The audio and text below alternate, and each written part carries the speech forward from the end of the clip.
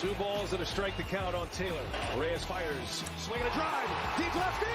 This is way back. Walk the ball. Chris Taylor.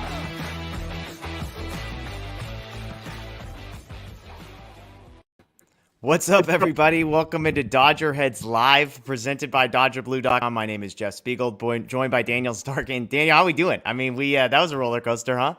Mookie Betts. That's all I gotta say. But yeah, you're right. That was an interesting game. It was looking great for most of the night. Then for a short period, it wasn't looking good at all. And then Mookie came and saved the day. And then Kimbrel finishes it out. So yeah, definitely an unorthodox win, but it's kind of fun, watching this team come back night after night for the last few weeks. Like they've shown that no deficit is safe for the opposing team, and they've been showing that heart, which is cool to see. But yeah, just overall, I'd say it was a roller coaster of a night. But anytime you could end on a high note, we'll take it. Yeah, I mean, I thought this post-game show was going to be about Mitch White for a while. I thought this was going to be the Mitch White show. Then I thought, you know what, maybe we'll transition and talk about just how funny it is, how this season has gone for the Giants. The guy loses it in right field, 5-0. The Dodgers are bringing in their worst bullpen arms. We even had Hanser Alberto 2 for 2. Maybe we're going to do a little Hanser Alberto segment. And the bullpen's like, you know what, we're good, actually. We're going to change the narrative a little bit. Phil Bickford, Alex Vesia, Evan Phillips, tossing L's everywhere they could. And all of a sudden it's like, great, we're doing one of these things again. Down to 6-5. The Dodgers tie it. Then I'm thinking, here we go. Daniel and I, 11:45 p.m. We're going to be going live after a 12-inning who knows what. And then, I had to wear the shirt because we got Mookie Magic tonight. That's the key. I mean, just an absolutely bizarre 8th inning. Craig Kimbrel comes in and shuts it down in the 9th. But the storyline here, as you said, is the Dodgers. I think they've got 26 comeback victories or something. That's been the theme of this last month or so, that the Dodgers have been so dominant. It's the comeback wins. And again, there are so many excuses you can make. It's the first game after the All-Star break. They had all these guys playing. The bullpen hasn't pitched in a while. There were so many chances where you go down 6-5, you take the gut punch of that grand slam, and then Phillips walks in the go-ahead run. Phillips, by the way, your best relief pitcher on the season. There's so many chances to say, you know what, not our night tonight. Just pack it in. We'll come back tomorrow, long season. But they don't. They keep fighting, and it's always, it's the Trace Thompsons of the world who extend this game. It's Gavin Lux, and then it's Kimbrel who comes in and shuts it down. And so I'm with you. Every win counts for one in the win column, but games like this give me more confidence as the season goes on. Yeah, and let me just talk about Mookie for a quick second here, because I feel like we're really starting to see him mature and become a leader and really come into his own. And that kind of started over the All-Star weekend. Like it felt like him and, Clayton Kershaw were kind of the de facto hosts of the weekend. Mookie gets on the mic and leads everyone in the happy birthday, chant for Rachel Robinson. I thought that was awesome. He gets a hit in the All-Star game. He's at the ESPYs, sitting front row the next night. And I actually, my roommate, works, at Dodger Stadium. He's one of the scoreboard operators, and he sent me a video at 3:00 today. And Mookie was the first one out there taking ground balls. So, for the simple fact that he didn't get a single day off on the All-Star break, like he's, doing All-Star stuff all weekend. He's at the ESPYs last night. And then for him to be the first guy out there warming up today, getting ready for the second half, just goes to show you, what he's becoming. Obviously, he's now been here for a couple years, so he's getting more comfortable in LA. He's getting more comfortable in that clubhouse, and he's really emerging as a leader. And obviously, we see the talent on the field. He hits the go-ahead 3-run home run, makes the diving catch, to end the game. It's just a special player, and I'm just so thankful that we get to see him for the next decade, plus, till the end of his career. Yeah, Ashley Brewer tweets as soon as the game ends, can we sign Mookie Betts forever? And I retweeted, we actually already have. So, we don't have to worry about that. And how about that? I mean, we got some folks in here in the comments who are clearly looking for the other Dodgers show. They're in the right place, not the wrong place looking for that one. But you don't get inside information like that on the other show. Do you have people at the stadium at 3:00 telling you that Mookie Betts is there the day after the ESPYs? I mean, come on. That's Daniel Starkand giving us inside information. That's why you come to Dodger Blue and to DodgerHeads for your live post-game content. But it's a great point. I mean, Mookie, there's an article, I think Fabian Ardai at The Athletic wrote it, just saying Mookie Betts is coming into his own. He feels like himself. He feels like he's been here for long enough that he can really step into his role. and a night like tonight shows it. I love the smile after he makes that catch. He's running towards center field to do his high five, and we didn't get to see what Cody Bellinger said to him or did, but just a huge smile on Mookie's face. He's trying to play it cool, and Cody's like, come on. Craig Kimbrell's got a look on his face like, wow, are you kidding me? And so it's good stuff from the Dodgers there. Let's break down how we got there. We'll get to your questions. We'll get to your comments. We'll get to some injury updates that we got from some Dodgers starting pitchers. I'm sure some people have some thoughts on Juan Soto. I was going back and forth with a bunch of people on Twitter about that. We'll get to all that, but let's not miss what's right in front of us. The Dodgers beating the Giants 9-6. This one got started for the Dodgers in the first. Freddie Freeman, absolute laser to center field. On an absolute tear. We know this about Freddie Freeman. He puts the Dodgers up 1-0 on a fastball that was right down the middle to start the game. Second inning, Hanser Alberto, a guy who's been struggling for the Dodgers, a guy who, there have been times when I'm like, does he have a place on this roster moving forward? He has a single. Trace Thompson, a guy who's going to factor largely as we get on in this game. A 2-out double. Hanser Alberto on his damn horse, scoring from first base to put the Dodgers up 2-0. Bellinger strands Trace at third. Bottom of the third, Justin Turner pop up to right field with 2 outs and 2 on. Luis Gonzalez, not that Luis Gonzalez, a different Luis Gonzalez, loses it in the sky, I guess. Not in the lights, but in the sky, it sounds like. I don't know. They showed the sky. I'm like, it's not white. I don't know how you lose it there. But he loses it. The ball lands 10 feet behind him. Dodgers are up 4-0, and that guy, Hanser Alberto, an RBI double. Jock Peterson with a little assist there to put the Dodgers up 5-0. Mitch White pitching for the Dodgers, and this whole time, 5 no-hit innings, and you're looking like 5-0. Mitch White is cruising. The bullpen is fully rested. We'll see what happens. He gives up a hit on the first batter of the 6th inning, is immediately taken out. We'll get to Mitch White's night here in a little bit. Caleb Ferguson comes in, 1-2-3, no problem, gets the first out of the 7th inning, and then all of a sudden, things started to get interesting. Phil Bickford, a guy that you and I and every guest that I've had on has talked about, a guy that most people don't trust, but it's a 5-0 game against the Giants, who are about a 500 team.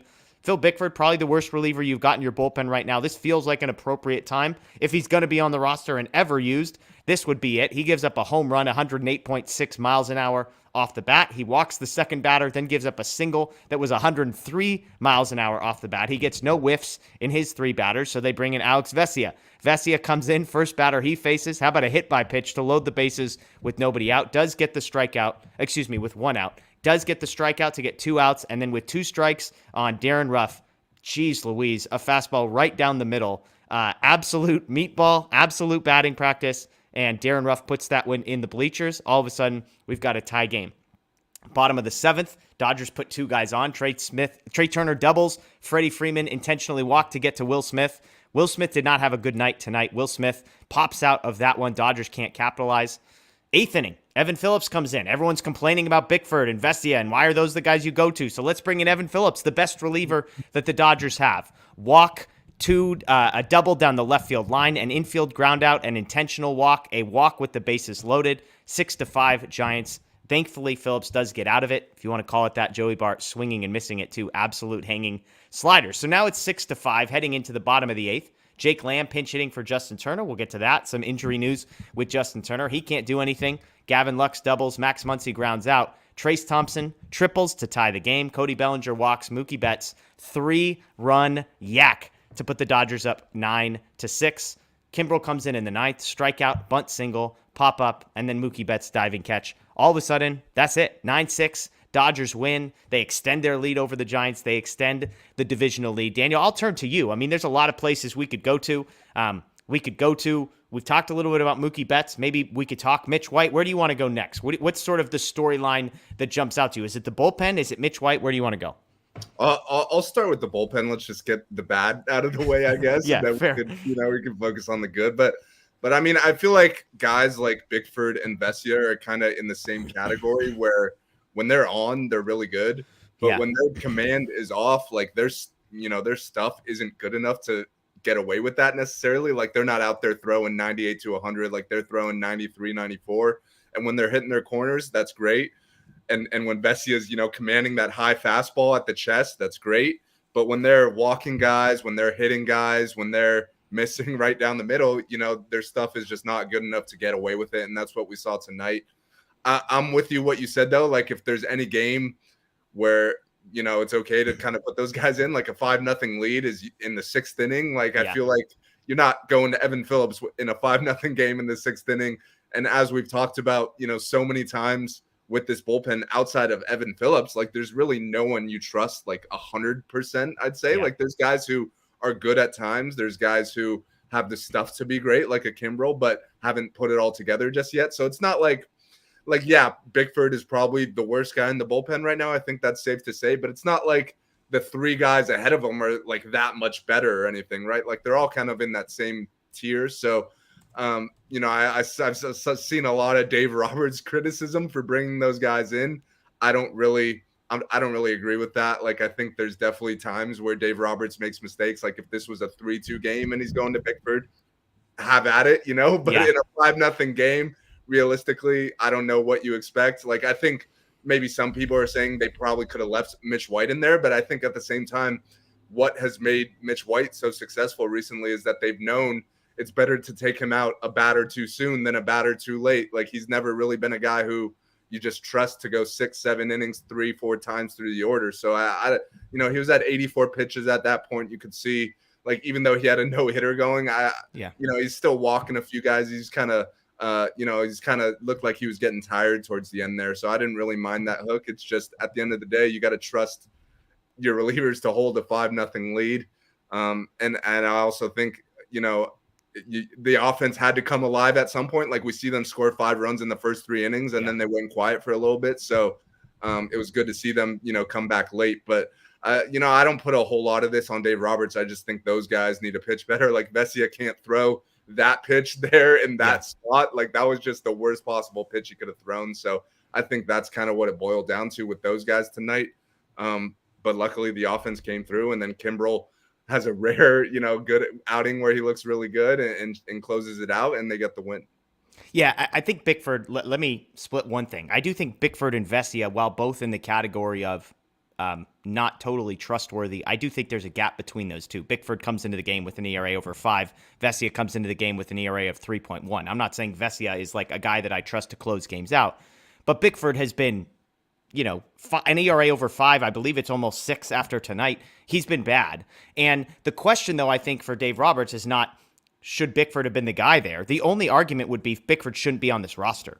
If you want to make the argument that Bickford shouldn't be on this roster, I think there's a case to be made. And you could say, do you trust Justin Brule more? Do you trust Garrett Clevenger more? There's some guys down there, I suppose, that you could go to. But Bickford's on this roster. He's the worst arm you have in the bullpen. And if that's the case, that's the guy you go to in a 5-0 game. Now, to Robert's credit, he only left him in for 3 batters. And then they brought in Vesia, which every time we've done a show with somebody, when I've done a show with somebody, whether it's Blake Harris, who we had on today, Justin Lorber, yourself, myself, like when we get to Vesia, it's always a confusing, do you trust him or do you not? Most people have him in the trust category. And as much as you want to blame Bickford, it was Vesia who hits the first guy and then gives up the absolute meatball of a home run that sort of finished that out. So I'm not taking Bickford off of the hook, but what Bickford did not lose them the game, did not tie them the game. He contributed. And Vesia, a guy who they trusted up until this point, was the one who finished it off. And so for me, I just think Vesia wasn't good tonight, and Vesia has been okay. I think he's been good, but not great this season. I just think if you want to complain about Bickford, the complaint should be he shouldn't be on the roster. And honestly, I don't think he will be for very long. I can't imagine that he stays up at the major league level after a performance like this, as you said, because then, just because the Dodgers have guys that they can try in that role other than Bickford. But then we get to Phillips, who's the guy everybody trusts. And so that's the irony, is like everybody's like crushing Roberts. It's like, well, then they brought in the guy you probably wanted them to bring in Evan Phillips, and he was as bad as he has possibly been. Again, and it could have been worse. He hung 2 sliders to Joey Bart with the bases loaded, and Bart swung through both of them. He got a couple very generous strike calls. And so I'm with you. Bickford, I don't know if last year was a flash in the pan. I don't know if there's something sustainable about what he had last year. But the ERA, I believe, after tonight is 5.9 something. 5.93 is his ERA after tonight. Vesia's ERA is now up to 3.68. Phillips up to 1.70. And so, yeah, it wasn't a good night for the bullpen. Bickford was bad. Vesia was bad. Sometimes that happens. And again, I don't think Bickford. I mean, do you think Bickford stays on the major league roster after this, or do you think the Dodgers make a move? Who would the other option be? Maybe is Reyes Maranta on the roster right now? Yeah, I mean, Clevin. Yeah. Oh, go ahead. I think I'd probably put Reyes and Maranta ahead of Bickford, so I don't even know. It's hard to keep up with who's on the roster at what time. Yeah, Maranta is at the major league level. The Okay. relief pitchers that they have at the minor league level would be Jake Reed, go Ducks, who's back in the organization. Garrett Clevenger and Justin Brule are the three guys on the 40-man roster. And look, I'm not predicting anything, so please don't go anybody saying this, but I mean, like, would you be totally shocked if I mean, I guess he's got options, so he'll get sent down. But I mean, like, Bickford's been really bad. Like, he has, and it's not like a guy that has a long track record of success. And so if you told me 6 months from now Bickford's not on the roster at all, I wouldn't be totally shocked, would you? I mean, I'm not trying to jump to conclusions and be a hot take guy, but what I see is like a guy who throws 95, has a breaking ball, but it's pretty average overall, I think. Yeah, I mean, I think if you look at his career in its entirety, like, yes, he was drafted high, but as far as on the mound, like, yeah, I'd say last year was the outlier. Like, for sure. He for the most part hasn't lived up to his draft type, and the Dodgers got him for nothing last year, and he ends up being great. But then, this year he's kind of back to what he had been his entire career. So yeah, I definitely think he's kind of the man at the bottom of the totem pole. When you look at a guy like Brewster Gratterall, who's on the IL right now, if he comes back in a week or so, that's probably, Bickford would be the first guy you ship out. But like you said, he does have options. So it's not like you have to DFA him or release him or anything. But I definitely think, he's the odd man out right now. It's good that you could option him. Like, you always like having that depth because you don't know what injuries are going to come. But he's not, he's not someone you trust in any sort of leverage type situations right now. Maybe, you send him down and he goes and has a good month in AAA and you call him back up in September and he looks a lot better. Like, I feel like with relievers, like even within a season, like, there's a lot of volatility. Like, there might be one month where a guy's lights out and then he has 3 or 4 bad outings in a row. So you never know with these guys. Like, he could catch fire at any time. But yeah, it's looking like last year was the outlier for him, not this year. Let's talk Mitch White, because that's another guy that you mentioned. 5 no-hit innings from Mitch White. And he's a fascinating guy because I want to make this the headline, and I posted this on Twitter. I think we as Dodger fans, and I'm including myself strongly within this group, we don't appreciate Mitch White for what he is. And here's what I mean. Oftentimes, we live in a very binary black and white world in which either a guy is like a number 1, number 2 starter, or he sucks. And it feels like there's no in between. If a guy has a middling ERA, he's trash. The thing with Mitch White is you look at his numbers, you look at league average, and you say, Mitch White is a league average pitcher. And when you think about what that actually means, it means about half of the starting pitchers in baseball are worse than Mitch White is. And for the Dodgers to have a guy as their 8th or 9th starting pitcher when everybody is healthy, who is a league average pitcher, is something that we should appreciate more. And on top of that, the stuff is actually good. He's throwing mid-90s. He's got a breaking ball that's nice. And so he's put together a couple of these performances in a row. His numbers as a starter are better than his numbers as a reliever. And so on one hand, I want to say we should appreciate Mitch White more than I think we do. I often talk about him like, whatever, filler, but there are lots of teams in Major League Baseball that would kill to have Mitch White as their 4th starter. The second piece I want to say, though, is we can't go so extreme and look at a game like this and say, oh my gosh, Mitch White, he's amazing. Because if you look at the underlying metrics in a lot of Mitch White starts, even the successful ones, they're not totally great. He pitches 5 innings today. He had no strikeouts. He had just 4 whiffs on 39 swings. He threw just 51 of 82 pitches for strikes. And so I don't know what I'm trying to say about Mitch White. I thought he was really good tonight. I think he's good overall and gets taken for granted. And yet I don't want us to go so far to the extreme where it's like Mitch White should be a long-term starter in this rotation. Am I making any sense? I think you're making perfect sense because, as you just described, you gave the positives, you gave the negatives, and that's what makes him a league average pitcher, right? Yeah. Like, there's half the guys in the league are better than him, and half the guys are worse. And if that's your 6th or 7th starter, like, your rotation's in really good shape. So I think Mitch White is, I think he's outweighed expectations. Like, I don't think anyone expected him to be this good, even though he hasn't been great by any means. Like, he's not someone we're saying Mitch White is in the mix to be in the postseason rotation. Like, we're not going that far, but he's a perfect guy that could eat some innings in the regular season with guys out. He could fill in. He could go to the bullpen and be a long reliever. He could go down to AAA for a couple of weeks. You could bring him back up. He's used to that by now. Like, he's comfortable doing that as as unfortunate as that is for him as a person. Like no one likes, going back and forth between AAA and the majors. But I think he's a perfectly capable fifth starter, a guy who could give you 5 good innings, as we saw tonight. You're probably not gonna let him see the order, for a third time through.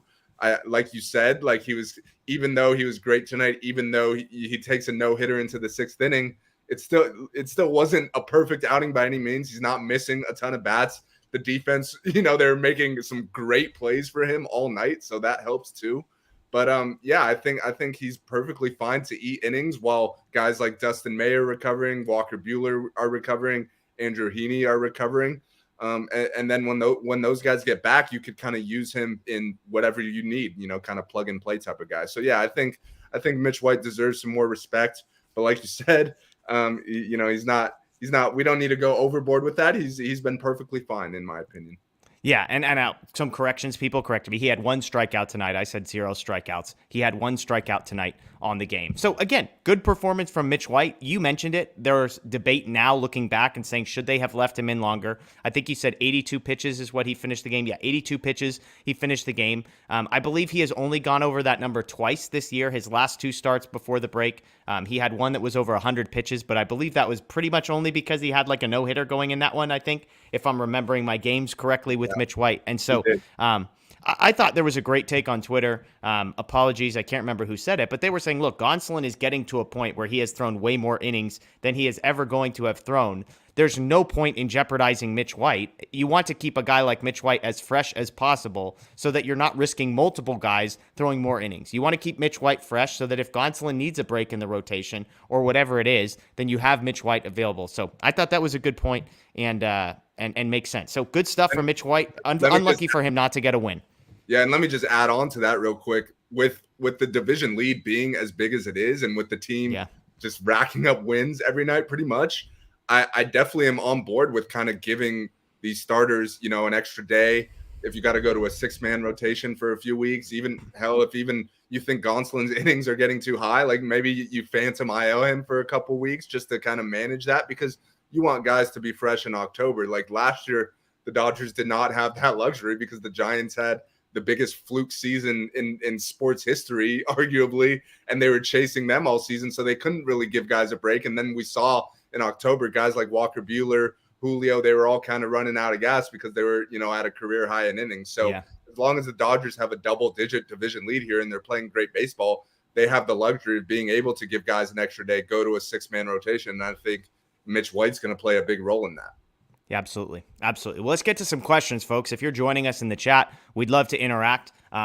Send us some questions about what you're thinking about this game. Share your thoughts. We'll throw those up. But let's look at this game first, and then we'll get to the Juan Soto questions that I'm sure we'll be getting to close out the show. But give me your thoughts. Give me your headlines. Give me your player of the game, wherever you want to take this. Just looking at the box score while those start to come in, Daniel, it was interesting. When Mookie Betts, nobody will remember this because of how it finished. When he came to the plate in that situation in the 8th inning, he was 0 for 3 on the night. Rodon has owned him, continued to own him, and so a big one. And some people in the chat mentioned, the Bellinger walk, what a moment, because Bellinger is batting where he's batting for a reason. And look, we all wanted the Manny Ramirez bobblehead night moment where Bellinger on his bobblehead night has the huge hit. But look, everybody, if somebody tells you that they're not happy with a 4-pitch walk for Cody Bellinger in that spot, they are lying to you. Okay, that was the best case scenario pretty much for the Dodgers, was Bellinger not getting a pitch anywhere in the zone so that he could walk, so Mookie could come up, and he absolutely lasers one. And so, and then Mookie salvages it with the catch in right field as well. And so it's just funny how that happens. You can go 0 for 3 and to be having a terrible night and then come up and have one swing and one catch and everything changes. Let's get to some of these questions that start to come in. This is a good one. Alleluia 1, we'll throw it up there. How does Ferguson look to you? This is a guy that, look, before he got injured a couple years ago, was one of the best relief pitchers in baseball. The Dodgers have been slowly bringing him back. He was up, and then he was down, and now he's back up. Has not allowed a run all season. I believe he's only allowed 2 hits. He gets 4 easy outs in this one. 19 pitches, 13 strikes, 4 outs, 2 strikeouts, no walks, no hits. Hard not to like what we're seeing from Caleb Ferguson right now. Yeah, I think he's looked great. And I also got to give some credit, to the Dodgers organization. I think the way they've kind of slow played him and built him up slowly. And I know there was an article that came out that Ferguson wasn't exactly happy about going on the IL a few weeks ago. But I think when you got a guy like him who's still really young, who's still going to be with this organization for years to come and has now already had 2 Tommy John surgeries, like that's an arm you want to protect. So I feel like, the Dodgers have kind of done it right. Here we are July 21st and Ferguson is looking like his old self. And I only expect him to get better moving forward. So I think he's a guy who is going to continue moving up the pecking order if he continues to throw like this. And he's a guy who should be just as fresh come October because he basically didn't pitch for half a season. So yeah, I really like what I'm seeing out of Caleb Ferguson. I also like that they're not really rushing him into the highest of leverage situations as well. Like let him kind of get his feet wet. And now we're getting to the point where the feet are soaking wet and maybe he is ready to, step into a leverage type of situation. Yeah, and it's a big moment. The next couple of weeks, they got to figure out if they want to go out and get a bullpen arm or maybe even 2, as I've suggested. And I think it basically comes down to you want to find at least 3 guys, ideally 5, that you kind of trust in big moments come postseason time. And Ferguson has proven historically that he could be that when he's at his peak. And yet, as you said, there's a reason he was the guy that came into the game right before Phil Bickford. Like he is clearly not being trusted with the big moments. Yes, there was a batter on and nobody out. And that I like that they extend him over the inning so he gets 4 outs. But have to like what we're seeing from Ferguson. And look, normally you'd say, the Dodgers have lots of lefties you trust. Vesia, if he continues to struggle, Victor Gonzalez is not there right now. So to have Ferguson from the left-hand side, I think is a good one. Let's look at this. A lot of questions here about Max Muncy. I'll throw this one up from Roger. Does Muncy stay in the 7 spot and Bellinger in the 9 spot? I'll answer quickly. Gavin Lux, when he's in, is going to be in the 9 spot, seems to indicate. And he's been good there. Obviously, he has the double that scores the tying run on the Trace Thompson triple before Mookie puts him ahead. What do you do with Max Muncy at this spot, Daniel? Let me rephrase the question a little bit because we've seen that in the comments. Where are you at on Muncy? He comes up in the big spot. Obviously, Jake Lamb pinch hits for Justin Turner. We didn't know it quite at the time, but Justin Turner was injured. Muncy comes up 2 batters later and strikes out. Trace Thompson comes through. Trace Thompson, a more reliable hitter than Max Muncy right now, is a pretty scary thing to say out loud. Yeah, this might not be a popular take, but I think you just keep trotting Muncy out there. Like, I think he's a guy who has the upside that you still hope if he could figure it out between now and October, then that's upside that other guys on the roster don't really have. And I think with, as I, just kind of talked about with the pitching staff, like with the division lead being as big as it is, with the team continuing to win, every night, regardless of his struggles, I think you could afford to just kind of keep trotting him out there, hope he figures it out. Kind of like, with Bellinger last year, like he was awful all of last season, even worse than Muncy's been this year, but they kept playing him and they kind of saw the rewards of it in October when he was the team's best hitter in October. So if you completely give up on him now, then you've just lost him. Whereas if you just kind of, keep trotting him out there, and I'm not saying play him every single day. Like I definitely think there's matchups specifically against left-handers where I'm totally fine leaving him out of the lineup. Like even honestly tonight, like against a tough lefty in Rodon, I probably would not have had Muncy in the lineup. I would have went with Lux, who's been, hitting the ball really well and probably should be in the lineup every single day. But with that being said, I still think you got to keep trotting Max out there as long as you're continuing to win, as long as you have a comfortable division lead. And if, by the time October rolls around and he's still struggling and you got other guys who are hitting really well to the point where you don't necessarily need him in the lineup, then you can make that change. But I don't think when you got a 10, 12, 15 game division lead, I don't think you need to be necessarily putting out the best lineup out there to win every day as much as we, that's kind of what we want to see most of the time. It's funny when you said Max Muncy hasn't been as bad as Cody Bellinger was last year, and I was like, okay, come on. That feels like a strong take. You look at the numbers. Holy crap, was Cody Bellinger bad last year? 165 batting average, 240 on base, 302 slugging percentage for a weighted runs created plus, again, where league average is 100 of 48. So I'm thinking to myself, well, Max Muncy's hitting 160. It can't be a lot better than that. Well, when you have a 316 on base, a 315 slug, and offense around the league is down, Max Muncy has an 88 weighted runs created plus. That means he is only 12% below league average as a hitter. I think, how they factor walks into that might be a little bit misleading because I think he's a lot worse than 12% below league average. But, it's if you're here's how I would put it. Your long-term goal is to win the World Series.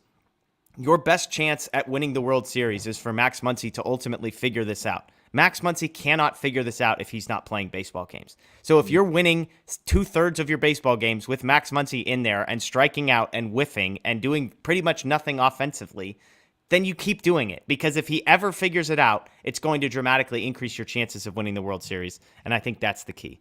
So that's that. And I've been pro Muncy figuring it out, and I've also been more and more pessimistic as the season goes on. But they keep freaking winning these games, and so until that starts happening, just take your chances. And look at Justin Turner. I said the same thing about Justin Turner a while ago. I said this isn't going to work. He's not figuring it out. They let him in there. They trusted him, and now look at him. He's hitting well, and we'll get to his injury stuff in a minute. Let me just look through the box score here real quick. Some other names that jump out to me. Mookie Betts finishes 1 for 4. Trey Turner 2 for 5.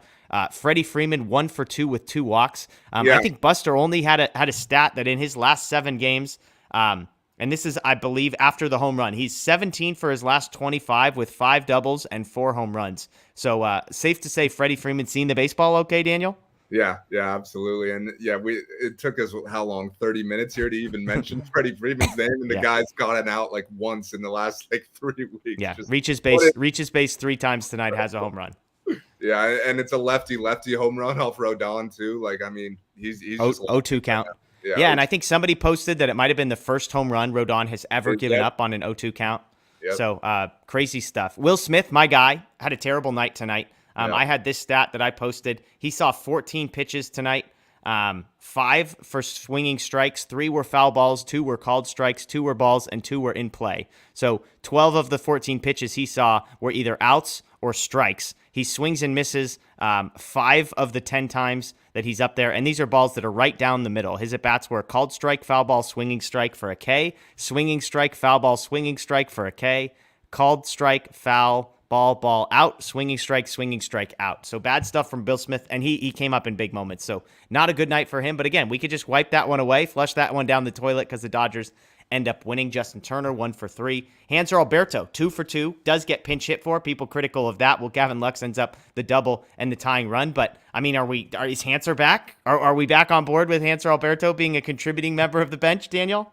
I got to see more, but I will say, like, a hit like he had against the Cardinals, that game-winning hit, that could do a lot for your confidence, especially for a guy who doesn't get a ton of opportunities. So it's good to see him, get the start tonight against the lefty and get some hits, which that's what they brought him in for. Like, he's been a guy in his career who has historically hit lefties really well. Hasn't come to fruition this season, but hey, maybe he's turning it around a little. So we'll see. I think he kind of knows that his roster spot is on thin ice with the trade deadline coming up, with other guys like Trace Thompson hitting the ball well. So, maybe that put a little pressure on him, and he's, responding so far.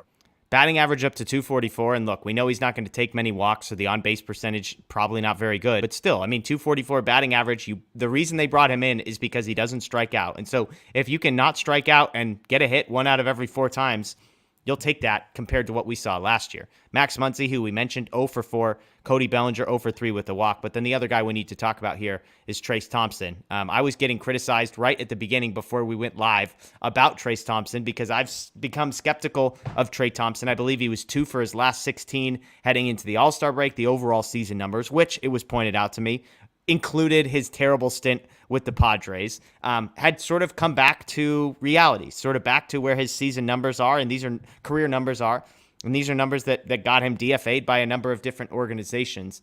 And yet tonight, he comes in 2 big spots, multiple extra base hits, a double and a triple, the second one against a righty in a huge moment.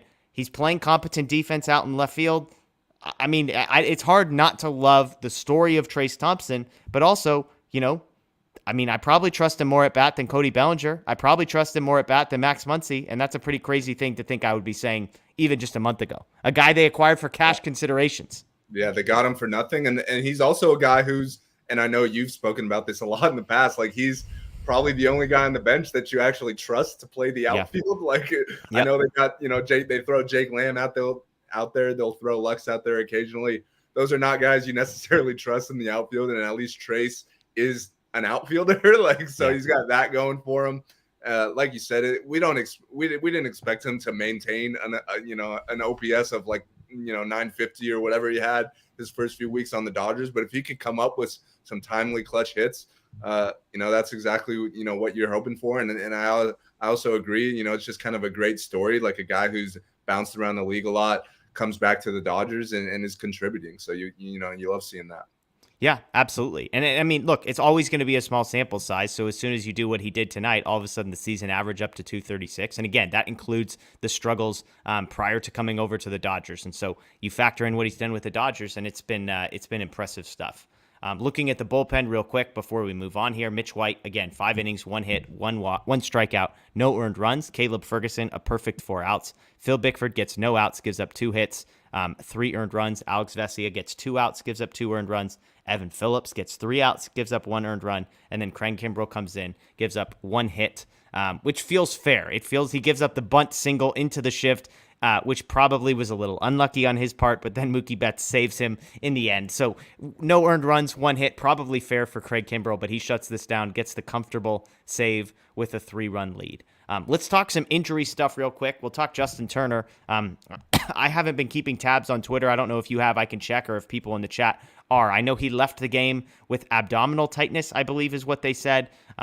He gets pinch hit for Jake Lamb, and it was a funny moment on Twitter because our own Matt Moreno, I believe, was the one who said, hey, this looks a little fishy. This is normally a spot they don't pull Justin Turner. I hope he's not hurt.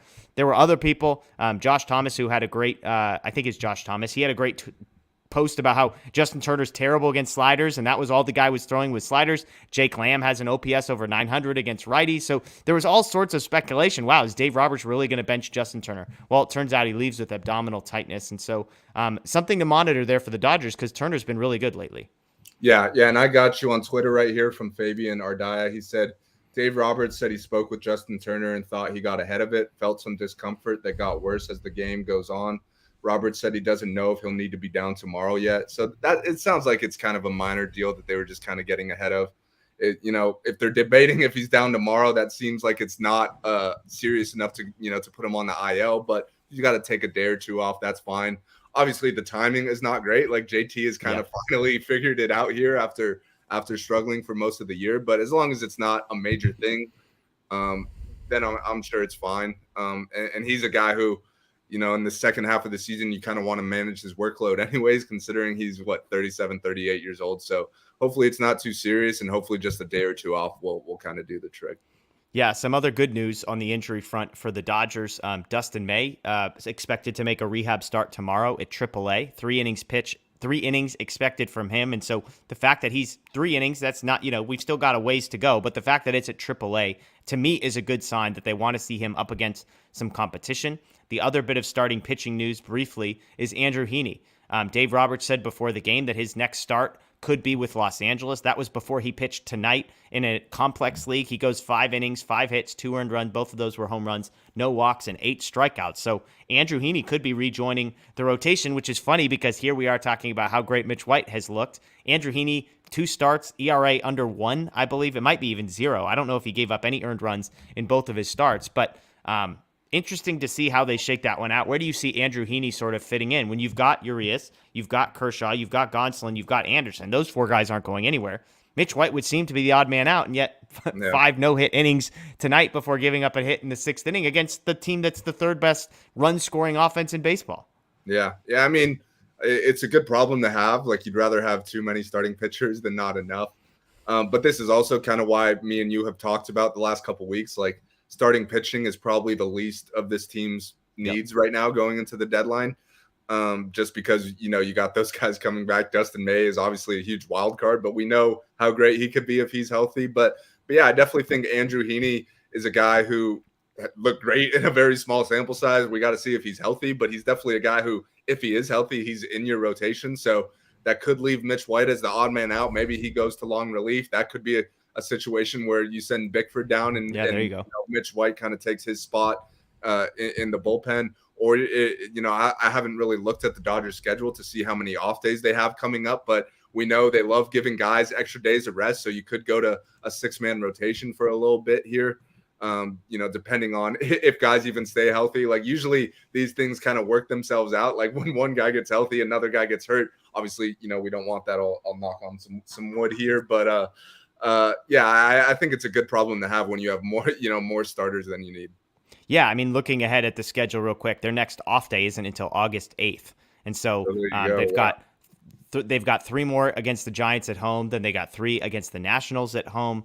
Then they've got a 4-game set in Colorado, a 4-game set in San Francisco, 3 games at home against the Padres, and then it's a day off before a 2-game set against Minnesota, followed by another day off. So weird how that one works out. Basically, they have no off days for 3 weeks, and then they get 2 off days in 4 days. But that's kind of how things Feels work like out. But I that's think what's been like the whole season. Totally. I don't know, who makes the schedule, but the Dodgers have kind of got the short end of the stick with that. Like they've had like 2 30-day stretches without off days, and then it seems like they get 2 or 3 in a week out of nowhere. Yeah. So we'll see. But the point about a 6-man rotation could be a good one Yeah. because not only are you Especially nursing Gonsolin's innings. And yeah, you mentioned 4 games in Colorado. Obviously, you're going to need pitching for that. So Yeah. I mean, you're nursing Gonsolin's innings. Clayton Kershaw, you obviously want to be careful with. And with a 10.5 game lead, there's no point in getting super aggressive.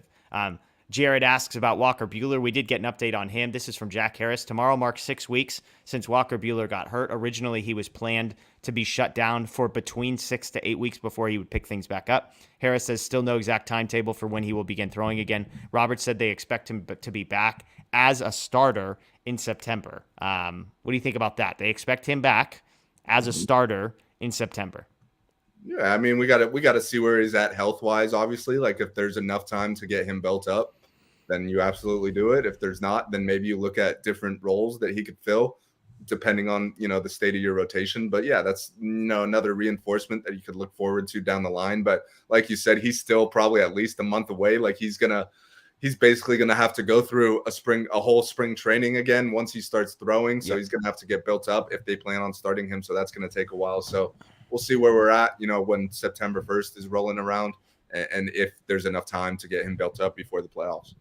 I've kind of joked that Walker Buehler, could he be a late inning relief pitcher for the Dodgers? What sort of percentage chance would you throw on something like that happening? Are we talking 10%? Are we talking 2%? Are we talking 25%? Where are you at? It's hard to say because it would depend on his health, but I'd put the odds pretty low. I'd say I know he's talked about in the past how he's not necessarily comfortable coming out of the bullpen. He's been a starter his whole career. I remember when they first brought him up in 2017 to get his kind of first taste of big league action. He didn't do too well in that bullpen role. And I know that was a long time ago. He's matured a lot since then, but he's still a guy who's been a starter his entire life. He's used to that. So if you have enough time to build him up, I still think, a starter would be the best route for him. But if it's like mid-September and he's healthy enough to pitch, but there's not enough time to get him built up, then I definitely think that's when you kind of start to look at other scenarios. Like, if he's not, built up to enough to be a starter, and we've talked about the bullpen struggles. Yeah, that's not a bad arm to add to the back end of your bullpen right there. Yeah. I mean, look, any Buehler in any role is better than no Buehler. It's not like, well, he's not a starter, so we're not going to use him. It's like, fine, can you get me 4 outs? Because if you can put 96, 97 for 4 batters, sign me up. And one other potential scenario could be maybe he's built up enough to get to like 3 innings or so, and then he kind of becomes like a multi-inning weapon out of the bullpen. That's kind of not exactly a starter's routine, but let's say you're throwing 3 innings every 3 or 4 days or whatever. That's kind of close to what a starter is used to, and that could be really effective. Like, let's say, Tyler Anderson's your 4th starter in the postseason. You could kind of have a shorter leash on him. He goes 4 or 5 innings. You go to Buehler for 2 or 3. That could be pretty dangerous. Yeah, a couple more injury updates here real quick. Brusdar Graterol, this is from Jack Harris, who I'm assuming is just getting this from Dave Roberts, but his Twitter account was where I found it. Brusdar Graterol did not play any catch over the break. He is pain-free, but will not be ready to come back when he is eligible next Tuesday. And then Chris Taylor, still not running, has taken swings, grounders, and thrown the ball. Returns still to be determined there. So no real update on Graterol other than he will not be back Tuesday when he's eligible. Chris Taylor still not running, which tells me he's still a little ways away with a foot injury. If you're not running, you feel like, it's not quite the pitcher buildup, but it feels like you need to be running for at least 3, 4, 5 days, and he's not doing that yet. So to be determined there. Well, we got about 10 or 15 minutes left. Again, if you're just joining us, an absolutely insane Dodgers victory. They go up 5-0 behind a Giants error that I guess technically wasn't an error, but a drop fly ball in right field. They got a Freddie Freeman home run. Hanser Alberto, Trace Thompson with some big hits. Dodgers take a 5-0 lead. Mitch White's got no hits through 5 innings, feeling pretty good. Then the bullpen happens. Phil Bickford, Alex Vesia, Evan Phillips give it all away, and then some. Evan Phillips walks in a run in the 7th inning to make it a 6-5 lead for the Giants, but the Dodgers come right back. Gavin Lux in the 8th with a 1-out double. Trace Thompson with a 2-out triple. By the way, can we talk about Austin Slater's effort there in center field? One of the more amazing attempts at catching a ball that I've ever seen. I mean, you and I had as good of a chance as Austin Slater did of catching that ball. The only difference was you and I didn't decide to jump into the wall and make ourselves look like a fool like Austin Slater did. I respect the effort, especially because it meant Trey Thompson ended up at 3rd. Cody Bellinger walks. Mookie Betts pretty much ends it with a 3-run bomb. Craig Kimbrell comes in, and then Mookie Betts really does end it with a great catch. So Dodgers win 9-6 over the Giants, a game it felt like was going to be a comfortable win, then a disappointing loss, and then an absolutely electric win for the Dodgers. Let's close this one out with some questions. And look, we know what the one question is everybody wants to talk about, Daniel. That's Juan Soto. There's a lot of Trey Turner talk in here. So let me ask you a question, because I think it's possible that the Trey Turner situation and the Juan Soto situation are related. Not in the sense that if you get one, you're going to get both. But people are saying, somebody sent me a message on Twitter saying, hey, why aren't the Dodgers extending Trey Turner? And look, there's 100 reasons they could have done this. They decided not to. They might still be interested in it. But I wonder if the Dodgers have the payroll space for both Juan Soto and Trey Turner. I mean, technically, they could sign whatever they want to. But do you think acquiring Juan Soto would hurt their chances to re-sign Trey Turner? We can get into the Soto thing in a moment. It was just an interesting thought that hadn't occurred, because we know these guys are friends. Soto shows up wearing a Trey Turner jersey to the postseason last year at a Dodgers game. But I don't see a world where both those guys are Dodgers. Do you? I think it would depend. I mean, maybe for a couple months this year, they could be Dodgers. Well, I mean, yeah, obviously, Trey would not be involved in that trade. So if Dodgers were to trade for Juan Soto, they would at least have one postseason run with both guys. But I think some of it would probably come down to how willing is Juan Soto, to talk extension right away. I think there's been some reports out there that he wants to get to free agency no matter what. We know with Scott Boras clients, they typically want to go to free agency, which that's 2 years away, or if you're counting this year, it's 3 years away. So in theory, you could sign Trey Turner to that long-term deal, let Juan Soto play out the rest of his arbitration years, which are expensive, but it's not $40 million a year. Like he's probably I think he's getting like $15 million a year or something in arbitration. Will probably go up a little each year, so that it's probably manageable. $35 to $40 million over the next 2 years, I would imagine. Exactly. So I think you'd be able to afford it then. And we know outside of Mookie Betts and Freddie Freeman, like there's really no long-term money locked up with the Dodgers. And we know the Bauer stuff, that money is if I don't know how the appeal stuff works, but if it's not off the books already, it will be. So they'll save some money there. So I definitely think there's a possibility where you could trade for Juan Soto, re-sign Trey Turner in the offseason, and then worry about whatever Soto is going to get paid 2 years down the line. I know that's a risk of losing Soto potentially, but at the same time, you would still get two to 3 years of this super team. And I know it's not ideal losing Juan Soto, especially with the package you would be giving up to get him. Obviously, that's going to be very hefty. So that's a guy you'd want to keep long term. And I think if there's any team that can, it's the Dodgers. So I definitely think I don't think trading for Soto is necessarily like Trey Turner is 100% gone. I think the chances would be high just because if you are trading for Soto, that's a guy you envision locking up long term. And I know Trey Turner is going to get paid a lot of money this winter, and I'm sure he's going to have plenty of suitors. So we'll see. But I think you kind of worry about that later. Like if you could get at least one postseason run where you have a top 4 in your lineup of Mookie Betts, Trey Turner, Juan Soto, and Freddie Top Freeman. 5 with Will Smith. Come on, bro. You can't cut my guy out. Oh, you want me to add Justin Turner 6? No. Just stick with the 5. Everybody talks about the top 3. I'm like, my guy Bill's there, number 4. Let's call it a top 4. Juan Soto could be top 5. I don't know if this is the right night to that's fair. him, but yes, overall, when you got Will Smith batting 5th, it's hard to pass up that opportunity. And also, not only that, you're keeping Soto away from potential competitors, like the Padres are in on him, the Mets, the Yankees, all the teams that you could theoretically see in the postseason. So that's an added benefit as well. I'll ask you one question, and you could be quick on this one because I know I just asked you a big one. I think that the argument that most sort of pro Trey Turner people are making is I would rather have Trey Turner, pay him the money, and keep all of the prospects rather than trading for Juan Soto, knowing that, I think the more likely scenario is that the Dodgers aren't interested in paying Trey Turner $35 million a year and Juan Soto $25 million a year before the extension kicks in even. So if you had to choose between just re-signing Trey Turner and keeping, Bobby Miller and Gavin Lux and Diego Cartaya, or going and getting Juan Soto, where would you fall in that sort of trajectory?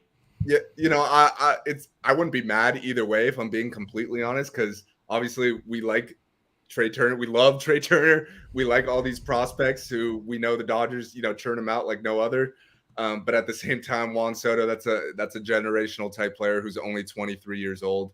We saw over All-Star Weekend, the fans are already kind of embracing him, so that would be kind of cool. But I'd say I'd be leaning towards Trey and keeping the prospects.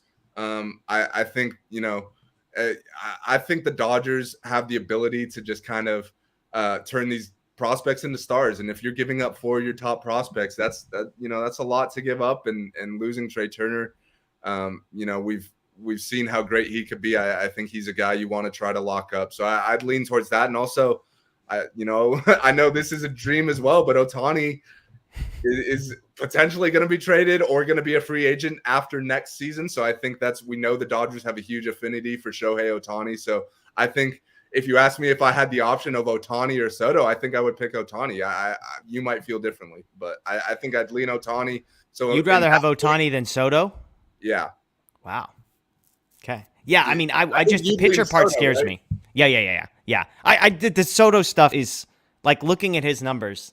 It's stupid, and I know like the Ohtani stuff is stupid because we've literally never seen it before. The numbers that Soto is putting up at the ages he is putting them up are unheard of. And I think the thing that tips the scales for me in the Soto versus Trey Turner conversation is I understand the cost of acquiring Soto. Which of those two? I actually think there's going to be a big gap in Juan Soto 5 years from now and Trey Turner 5 years from now. Like a massive gap, because I think Trey Turner relies on a skill that is going to diminish, which is his speed. Yes, he hits the ball hard. His power, is fine. It's above average power. It's not elite power. He hits the ball hard and he's really, really fast. And those two things combine for, what he is. I think if the speed declines, I think Trey Turner is going to go from being an absolutely elite player to a very good player who's going to have a really nice career. But I just think his contract, he'll be overpaid way sooner in that. Juan Soto, it's as crazy as it sounds. I actually don't know what the number is where he would actually be overpaid. Because you look at the numbers, and the comparison, everyone says Ted Williams. Fine, I never saw Ted Williams play, so I can't use that one. The comparison for me is Miguel Cabrera. He's a better version of Miguel Cabrera at his age, like by a lot. Like his wins above replacement at 23 is like 3 times. It's like 23-8 of what Miguel Cabrera was. And Miguel Cabrera went on to be one of the best hitters of all time. He's going to be a surefire Hall of Famer. And I think Soto's better than that. And every tool that Soto relies upon is not going to diminish. He's not even in his prime yet.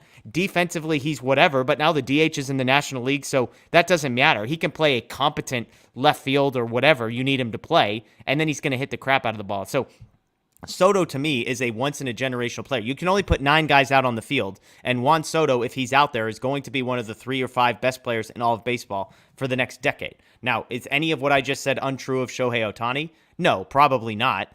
The thing with Ohtani that scares me is just the pitching piece. Like, it's like there is so much dependent upon his ability to continue pitching, and giving a 10-year massive contract to a guy that you're relying on some level of pitching is what scares me. Even looking at a guy like Walker Buehler, we were all signing up to say, how big of a contract does Walker need? Let's just give it to him. And I'm not saying we're all saying don't do that now, but there's definitely like all of a sudden you get one little arm injury and you start to ask some questions as a guy gets up there. So this isn't a negative anti-Ohtani thing. Let me be clear. I would love to have Ohtani on the Dodgers. To me, Soto is just in a class of his own. I'm usually the guy that says the prospect cost is going to be what?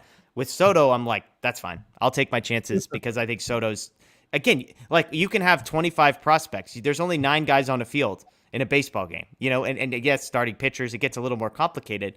But if we traded our I've talked about the group of 9, May, Lux, Gonsolin, the top 6 prospects. If the Dodgers traded 5 of those guys to get Soto and to take back Corbin's contract, just as a starting point. I know Heyman says they're not going to deal Corbin, yada, yada, yada, whatever. Let's just say they pick 5 of those guys.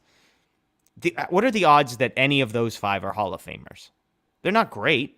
And actually, you know that probably 2 of the 5 will turn out to be non-All-Stars. So, like, even if you tell me you're trading, 2 All-Stars, 2 non-All-Stars, and sort of a role player for Juan Soto, like, I feel really good about that. And I actually think that estimation of those 5 might be on the high side, because even Dustin May, Gavin Lux, these are guys that were top 5 prospects. And right now we're looking at May coming off Tommy John surgery, and Gavin Lux, who we're all happy he's hitting 290 with no power, So I don't know. I'm talking myself into circles, but I'm not an anti-prospect guy. I just think I needed to dig into Juan Soto to realize how freaking good Juan Soto is. And once I have, and I've looked at the wins above replacement, and Justin Lorber had this thing of like the top 25 weighted runs created plus by the age of 25, and it was like Hall of Famer, Hall of Famer, Hall of Famer, Pujols, Hall of Famer, Soto. Like, I was like, all right, whatever it takes to get this guy, the Dodgers should do it. Because let me say one last thing, and I know I'm rambling here. Everyone's like, well, Boris is going to want the money. He's just going to walk in 2.5 years. Somebody has to pay him. Nobody in baseball should be able to pay more than the Dodgers. So if you get Soto for 2.5 years and he comes to LA and he enjoys it, which he will, everybody does. Trey Turner, Mr. East Coast guy, comes. Now he says he loves California. Freddie Freeman, the clubhouse is amazing. The culture, I love it here. If Soto comes for 2.5 years, he wants to be a brand. He's going to be in Los Angeles. It's the biggest market on a team that's going to win forever. Then they go to Boris, and Boris says, hey, this team's offering us $550 million. We're like, fine.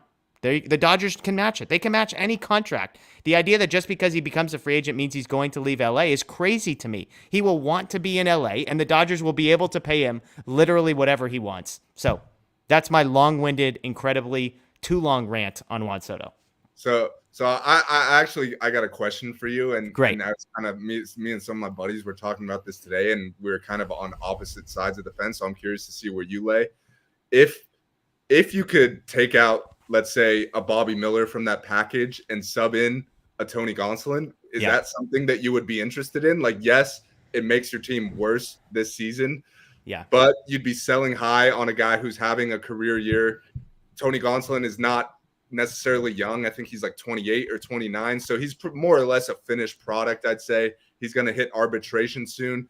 And let's say you'd be taking back a Corbin in that trade. Obviously, if you look at their ERAs, Corbin's is more than double Gonsolin's, but he's a guy who maybe you could fix. He could eat some innings. You would still have a postseason rotation that consists of Clayton Kershaw, Julio, Tyler Anderson, Walker Buehler if he's healthy, Dustin May's an option, Andrew Heaney's an option. So if you could, let's say, keep a Bobby Miller, who is the top pitching prospect in the organization, but you have to sacrifice Gonsolin, who's been the team's best pitcher this year, would you rather give up Miller or Gonsolin? Yeah, I think it's a great question. And I actually include Dustin May in the same group. I think all 3 of those guys, it's like, pick who do you like the most? And I think it's a fascinating question because you have Dustin May, who, to me, Dustin May is clearly ahead of Bobby Miller because I've seen Dustin May do it at the major league level, and this stuff is it's nasty versus nasty. Yes, Dustin May is coming off an arm injury, but I still think I would prefer Dustin May to Bobby Miller. Now, most people would say, well, you obviously prefer Dustin May to Tony Gonsolin. And for me, that's where it gets tough because it comes down to how much you believe in Tony Gonsolin. I have believed in Tony Gonsolin. I think the stuff that he has is really, really good. But I don't think Tony Gonsolin is ever going to become a number 1, maybe even not a number 2 starter on a World Series team. And so for me, I would be fine moving Gonsolin. Now, would I rather move Gonsolin or Bobby Miller? I don't know. Bobby Miller, to me, is like the quintessential prospect. His ERA is like 4. I'm not saying ERA means anything. I watched the Futures game. He has 4+ pitches. He's absolutely filthy. So I'm sort of dancing in circles here. I think if now you say, oh, nobody's off the table. If I were Andrew Friedman and I look at those 9 prospects, I would pretty much say, all right, you can have one of Miller, May, or Gonsolin. Take your pick. You can have one of those 3 guys. You can have Cartaya or Lux. And then you could pick, of the other top 100 prospects, Pepio, Bush, Vargas, Pages, etc., take 3. That would kind of be my package. You could take one of our elite pitchers in Gonsolin, Miller, or May. You can have one of our elite hitters. That's either Lux or Cartaya. And then I would say, and you can have 3 of Bush, Vargas, Pepio, and Pages. And that, to me, I would do that in a heartbeat. Would you? Like, if they came to you and said, we want you to take back Corbin, and we'll take one of those 3 pitchers, one of those 2 hitters, and 3 of your next 4 prospects, would you say yes to that? I would. And I'm also in agreement with you that out of those 3 pitchers, Gonsolin, May, and Miller, I put May first. Yeah. I think the upside is just incredibly high. I think he's healthy now. Like, the Tommy John is behind him. And I know, who knows, there could be some complications there. But I think for the most part, in the modern day, world, I think guys come back even stronger after having Tommy John. So I think, obviously they're going to manage his workload probably this year and next year. But I just think out of those 3 guys, his upside is just insanely high. Like, as we saw right before he got injured, how good he was. We've seen it at the big league level, unlike Miller, who I also think has a lot of upside. You see the stuff with him. But like you said, he's in AA or whatever with a 4 ERA. So, eventually the stuff is going to turn to results. And he's still really young. So I think it will. But yeah, I think at the end of the day, I would do that package. I still think you're holding on to a good amount of talent. I still think, to get a Juan Soto, I'd still say that package is pretty light for the most part, like a 23-year-old Juan Soto. So yeah, I'd be willing to do that. What's interesting is obviously May is about 4 years younger than Tony Gonsolin. May actually hits free agency a year ahead of Tony Gonsolin, though, because of when he's come up. So Gonsolin's not a free agent until 2027. Dustin May, a free agent in 2026. So interesting to note there. But yeah, I mean, I don't know what the cost will be.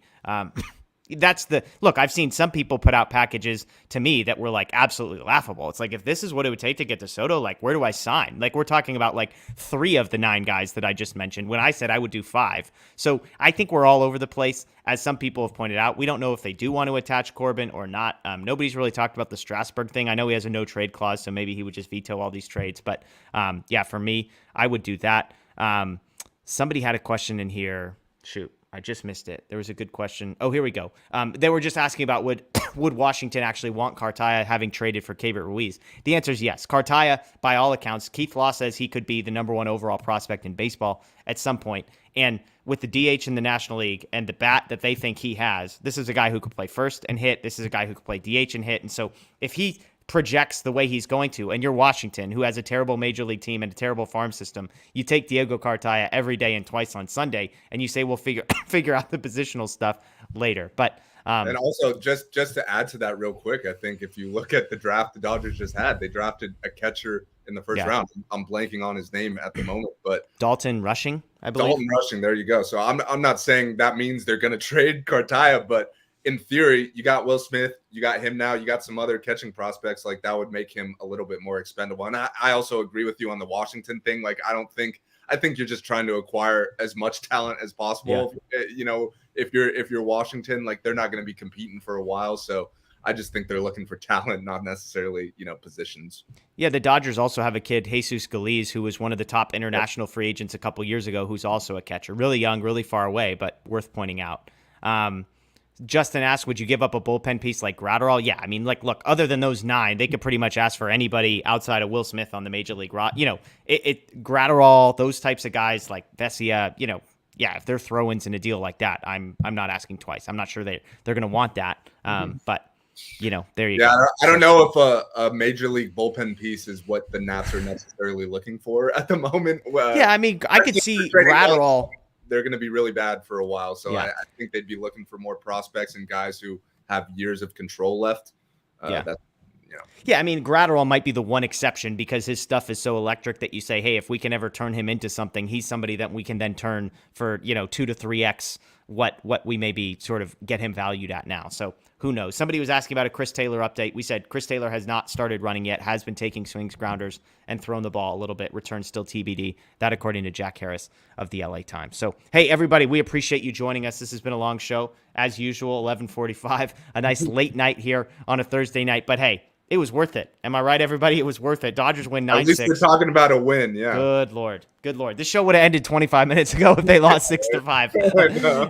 Dodgers win 9-6. Mookie Betts, the hero in the field, making the last out. And then, of course, the home run, Trace Thompson. Honorable mention for the game-tying triple, as well as a double earlier in the game to score Hanser Alberto. So Mitch White, also very good. We didn't do official player of the game because, look, Mookie Magic says it all. Mookie Magic, obviously the player of the game. But Mitch White, Trace Thompson, some guys who deserve honorable mention, Freddie Freeman, Caleb Ferguson. There were some guys that had some nice nights, so good to see. Hey, we appreciate you all joining us. If you are new here, Jay Silva saying my first time here, we appreciate it. Please subscribe, ring the notification bell here on Twitter, on YouTube. You can follow us on Twitter. I'm at Jeff Spiegel. He's at D Starkand. You can follow DodgerBlue.com. DodgerBlue1958 everywhere on social media. And hey, if you're checking this out on Friday or Saturday listening to the podcast, please subscribe, follow, rate, and review. We'd greatly appreciate it. That's Daniel. My name's Jeff. As always, we appreciate you joining us. And guess what? We'll see you next time.